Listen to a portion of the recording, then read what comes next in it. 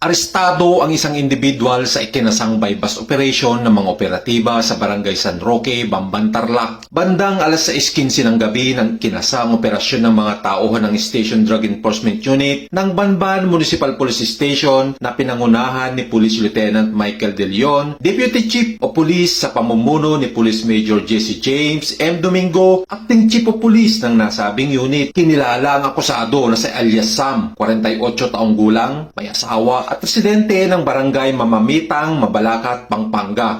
Ayon sa ulat ng Bamban PNP, nakumpiska sa sospek ang isang pakete ng hinihilalang shabu at isang piraso ng 1,000 marked money bill.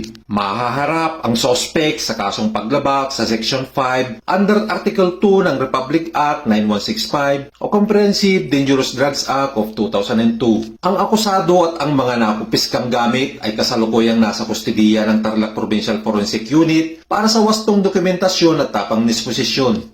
Isang mapagpalang umaga po sa ating lahat, and of course sa ating kasama po sa Police Community Affairs and Development Group sa pangunguna po ni Sir Police Colonel Marvin Joe Cizaro, and of course sa ating pong napakasipag at napakagaling na Regional Director, Police Brigadier General Jean S. Fajardo Ma'am, at ganun na rin po sa aming Provincial Director dito po sa Tarlac Police Provincial Office na si Police Colonel Miguel Guzman, Sir. At sa ating pong mga taga-subaybay, isang mapagpala at magandang umaga po sa ating lahat. Dito po sa bayan ng Bamban, masasabi po natin generally peaceful naman po. Based on our data, very minimal po yung mga incident. But still, ang ating pong kapulisyan ay hindi nagpapabaya sa aming sinumpaang tungkulin. Based on our data, mostly is traffic incident. But then, sa direktiba na rin po ng aming regional director na mas paigtingin po ang aming kampanya laban sa kriminalidad, sa droga, sa loose firearm, lalo po ngayong paparating na eleksyon, ang ating pong kapulisan dito po sa Bamban, actually nagkaroon po ng bypass operation po patungkol po sa violation of RA 9165. No? Alam naman po natin na ito pong ganitong problema natin ay sisira ng maraming buhay.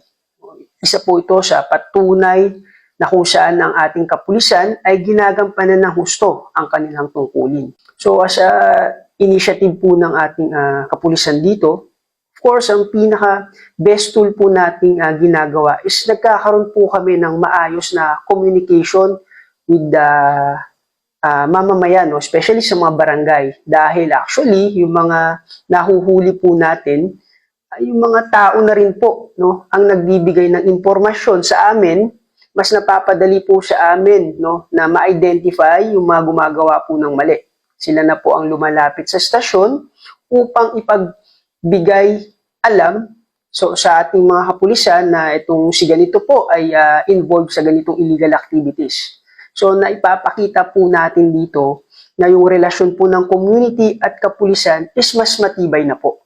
So, ito po ay magsisilbing napakagandang sandata natin upang mas magampanan po natin ang tungkulin at mapanatili po natin ang katahimikan dito sa bayan po ng Bamban. So, makakaasa po ang taong bayan, no, nagagampanan pa po ng husto ng kapulisan ang aming sinumpaang tungkulin para mas mapanatili po natin ang kapayapaan at kaligtasan niyo po sa anumang oras.